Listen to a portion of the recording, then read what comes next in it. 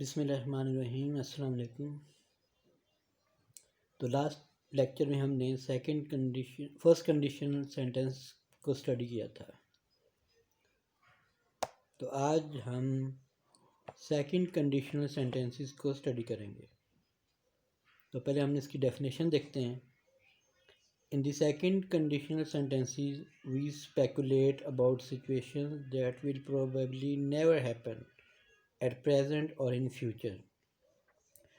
तो second conditional sentences में हम उस सिचुएशन के बारे में अंदाज़ा लगाते हैं जो कि कभी वाक़या ना हो, ना तो प्रेजेंट टाइम में हो ना फ्यूचर में हो। तो इसकी एग्जांपल आप देख सकते हैं। जैसे सेंटेंस है, what would you do if there were no more books.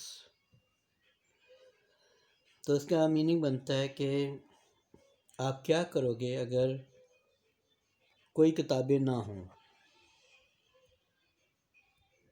या आप क्या करते अगर कोई किताबें ना होती। तो एक स्ट्रक्चर अगर हम देखें तो सबसे पहले आया है सिंपल पास्ट टेंस,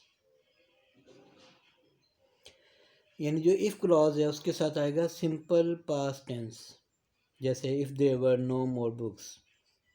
और उसके साथ हमने वुड का यूज़ करना है, कुड का यूज़ करना है, माइट यूज़ कर सकते हैं, या इन्फिनेटिव्स भी यूज़ कर सकते हैं। तो इस तरीके से ये सेंटेंस जो है बनेगा। तो इसके भी टू पार्ट्स हैं, यानी कि एक जो है कंडीशन को शो करेगा और दूसरा जो है कॉन्सिक्वेंस को शो करेगा, जैसे हमने फर्स्ट कंडीशन में देखा था। जो कंडीशनल स्टेटमेंट है वो पास्ट टेंस में होगी और जो कॉन्सिक्वेंस स्टेटमेंट है वो फ्यूचर में होगी। कंडीशनल स्टेटमेंट जो है उसमें second form of verb use करेंगे, और जो कॉन्सिक्वेंस पार्ट है उसमें हम ऑक्सिलरी वर्ब जो है वो इन्फिनेटिव के साथ यूज़ करेंगे। अब हम इसकी एग्जांपल्स देखते हैं। तो फर्स्ट एग्जांपल है, अगर उसने कुछ कच्चे फल खाए तो बीमार पड़ जाएगा।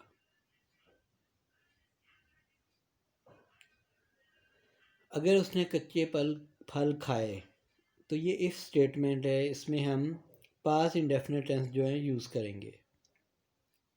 If he ate unripe fruit, तो ये आ गया अगर उसने कच्चे फल खाए तो बीमार पड़ जाएगा। अब यहाँ से कंडीशन देखें स्टार्ट हो रही है, तो यानी कि वो बीमार पड़ जाएगा। तो की जगह कॉमा आएगा, ही वुड फॉल इल।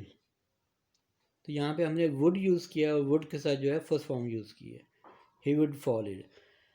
अगर उसने कच्चे फल खाए तो बीमार पड़ जाएगा। सेकंड आप देखें, if he came to me, if he came to me I would help him, यानी कि अगर वो मेरे पास आया तो मैं उसकी मदद करूँगा। तो पहला पार्ट देखें, अगर वो मेरे पास आया, इफ़ ही केम टू मी, ये पास इंडेफिनिट टेंस बन रहा है। तो यहाँ पे क्या होगा, हमने सेकंड फॉर्म यूज़ करनी है इफ़ के साथ। इफ़ ही केम टू मी, तो मैं उसकी मदद करूँगा। तो की जगह कॉमा आ गया, आई वुड हेल्प हिम, मैं उसकी मदद करूँगा। थर्ड सेंटेंस देखें, अगर हमने शोर ना किया, देखें इतना हिस्सा जो है ये पास इंडेफिनिट टेंस आएगा। हम देखें, if you did not make a noise, अगर तुमने शोर ना किया, तो आ गया तो आपने कॉमा लगाना है, उसके लिए कोई वर्ड नहीं यूज़ करना है। उस्ताद साहब तुम्हें सज़ा नहीं देंगे। द टीचर, ही, ये टी जो है मिसिंग है, द टीचर है। The teacher would not punish you, तो उस्ताद साहब तुम्हें सज़ा नहीं देंगे। The teacher would not punish you. Next है, अगर मैं बाज़ार गया, इतना ऐसा आ गया पास इंडेफिनिट टेंस का, जब हम सेकंड फॉर्म यूज़ करते हैं। इफ़ आई वेंट टू बाज़ार, तो तुम्हारे लिए किताब लाऊंगा। यानी कि तो मैं तुम्हारे लिए किताब लाऊंगा, ये बनता है। तो आ गया, कॉमा लगा दिया, मैं तुम्हारे लिए किताब लाऊंगा, I would bring book for you.